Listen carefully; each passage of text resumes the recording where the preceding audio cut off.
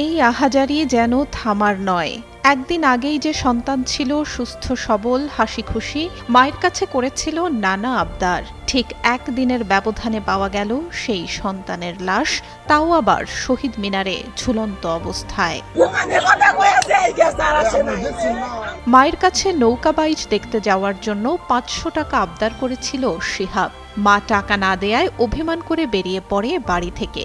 সারারাত বাড়ি ফেরেনি সে। সকালে তার লাশ ঝুলতে দেখা গেল শহীদ মিনারে।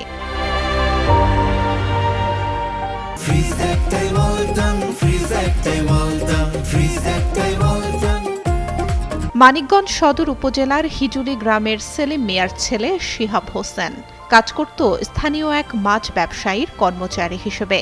স্থানীয়রা জানান, শনিবার রাত থেকে নিখোঁজ ছিল শিহাব। রোববার সকাল ৭টার দিকে উপজেলার জাগির এলাকায় একটি মাঠের পাশের শহীদ মিনারে গলায় ফাঁস নেয়া অবস্থায় দেখা যায় ১৫ বছর বয়সী শিহাবকে। এদিকে হইচই শুনে ছুটে আসে শিহাবের পরিবারের লোকজন। ছেলের এমন মৃত্যুতে পাগল প্রায় শিহাবের মা। বলেন, ছেলের কোনো শত্রু ছিল না, টাকা না দেয়ায় অভিমান করে আত্মহত্যা করে থাকতে পারে তার ছেলে।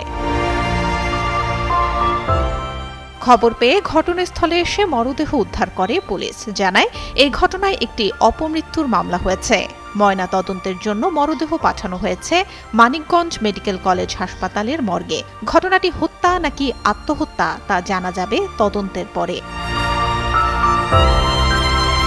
সুলতানা শর্মা, যুগান্তর নিউজ।